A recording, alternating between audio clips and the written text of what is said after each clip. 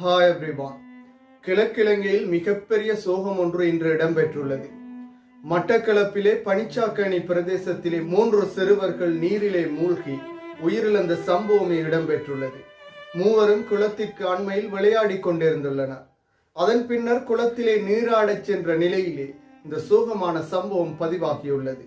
3 சிறுவர்களும் உறவுக்காரர்களின் பிள்ளைகளாகும். இந்த நிலையிலே இந்த சோகமான சம்பவம் இன்று பிற்பகல் கிழக்கிழங்கையில் ஏற்பட்டுள்ளது. இது தொடர்பாக பார்ப்பதற்கு முன்னர் தனியொரு யூடியூப் சேனலை சப்ஸ்கிரைப் செய்யாதவர்கள் சப்ஸ்கிரைப் செய்து உங்கள் ஆதரவை வழங்குங்கள்.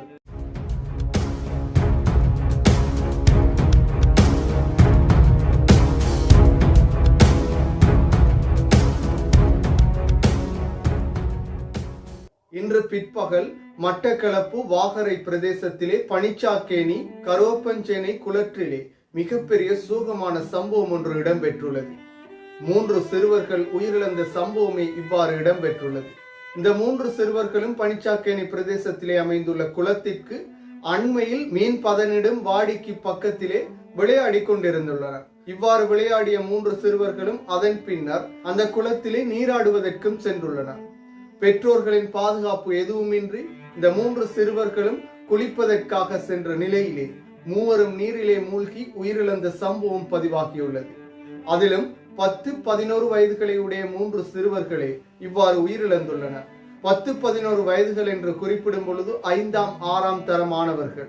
இந்த நிலையில் பெற்றோர்களின் பாதுகாப்பு இன்றி இவர்கள் குளிக்க சென்ற நிலையிலே இந்த சோகமான சம்பவம் பதிவாகியிருந்தது. இந்த உயிரிழந்த ஒரு சிறுமி மற்றும் சிறுவனின் பெற்றோர்கள் சகோதர சகோதரிகள், ஒரு சகோதரியின் பிள்ளையும் ஒரு சகோதரனின் பிள்ளையுமாக இருக்கும் நிலையில் அடுத்த சிறுமியும் இவர்களின் உறவுக்கார சிறுமியாகவே இருக்கின்றனர். ஒரே உறவுகளாக இருந்த 3 சிறுவர்களே இவ்வாறு உயிரிழந்திருந்தனர். சிறுவர்களின் விடயங்களில் நாங்கள் முழுமையாக அவதானமான முறையில் செயற்பட வேண்டும். ஒவ்வொரு சந்தர்ப்பங்களிலும் இந்த தகவலை நாங்களும் ஞாபகப்படுத்துகின்றோம். என்றாலும் ஒரு பிரச்சனை ஏற்பட்டதன் பின்னர் அல்லது இவ்வாறான உயிரிழப்புகள் ஏற்பட்டதன் பின்னர் அல்லது பாதிப்புகள் ஏற்பட்ட பின்னரே நாங்கள் இது தொடர்பாக சிந்திக்கின்றோம். அடுத்தவர்களுக்கு இவ்வாறான சம்பவங்கள் ஏற்படும் பொழுது இது எமக்கு சாதாரணமான செய்திகளாகவே இருக்கின்றது.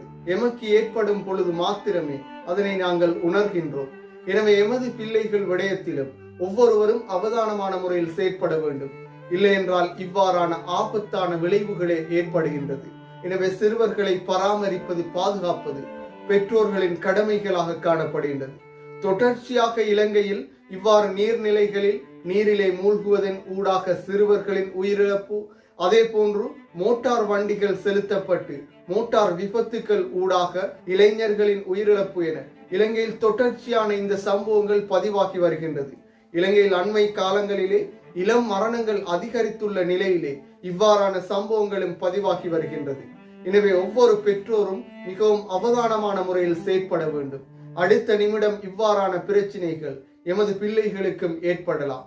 எனவே நாங்கள் பிள்ளைகளை கவனமான முறையில் அவதானமான முறையில் கையாள வேண்டும். அதே போன்று தெரியாத அல்லது தெரிந்த நீர்நிலைகளாக இருந்தாலும் சிறுவர்களை தனியாக அனுப்புவதில் இருந்து முழுமையாக பெற்றோர் தவிர்த்து கொள்ள வேண்டும். அதே போன்று தெரியாத நீர்நிலைகளில் குளிப்பதில் இருந்து பெரியவர்களும் தவிர்த்து கொள்ள வேண்டும். இவ்வாறான ஆபத்துகளில் இருந்து எம்மை பாதுகாத்துக் கொள்ள முடியும். கிழக்கிழங்கை மாத்திரமன்றி இலங்கை பூராகவும் மிக பெரும் சோகமாக இந்த 3 சிறுவர்களின் உயிரிழப்பு காணப்பட்டுள்ளது. எனவே இந்த 3 சிறுவர்களையும் இறைவன் பொருந்திக் கொள்வானாக.